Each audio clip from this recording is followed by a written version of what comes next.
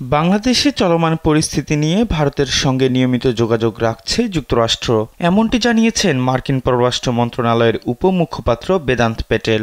বুধবার মার্কিন পররাষ্ট্র মন্ত্রণালয়ের নিয়মিত প্রেস ব্রিফিংয়ে এক প্রশ্নের জবাবে তিনি জানান, বাংলাদেশের সাম্প্রতিক ঘটনা নিয়ে আলোচনা করার জন্য যুক্তরাষ্ট্র তাদের ভারতীয় অংশীদারদের পাশাপাশি ওই অঞ্চলের অন্যান্য দেশের সঙ্গে যোগাযোগ করছে। তবে তিনি ব্যক্তিগতভাবে কূটনৈতিক আলোচনায় যাচ্ছেন না বলেও জানান এই কর্মকর্তা।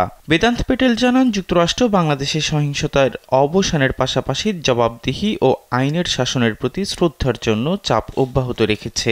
এই সময় এক সাংবাদিক প্রশ্ন করেন, দুই ভারতীয় আমেরিকান কংগ্রেসম্যান পররাষ্ট্রমন্ত্রী অ্যান্টনি ব্লিংকেনকে দুটি চিঠি দিয়েছেন। তাতে বাংলাদেশে হিন্দুদের জীবন রক্ষায় তার হস্তক্ষেপ এবং সাহায্য চাওয়া হয়েছে। এ ব্যাপারে ব্লিংকেন কি ভাবছেন? দেশের যে কোনো প্রান্ত থেকে অনলাইনে নিজেকে দক্ষ করুন ক্রিয়েটিভ আইটি ইনস্টিটিউটের সাথে। জবাবে প্যাটেল জানান, তিনি সুনির্দিষ্ট চিঠিপত্র নিয়ে কিছু বলতে চান না, তবে যুক্তরাষ্ট্র কংগ্রেসের অংশীদারদের সঙ্গে নিয়মিত যোগাযোগ রাখে। নিরাপত্তা পুনরুদ্ধার এবং সংখ্যালঘু সম্প্রদায়ের সদস্যদের সুরক্ষায় বাংলাদেশের নতুন সরকারের লক্ষ্যকে মার্কিন প্রশাসন স্বাগত জানায়। ভারতে অবস্থান করা শেখ হাসিনা সম্প্রতি দাবি করেন, যুক্তরাষ্ট্রের ষড়যন্ত্রে তিনি উৎখাত হয়েছেন। এ নিয়ে প্রশ্নের জবাবে প্যাটেল জানান, এটা হাস্যকর। শেখ হাসিনা পদত্যাগের সঙ্গে যুক্তরাষ্ট্র জড়িত ছিল এমন যে কোনো ধারণা একেবারেই মিথ্যা।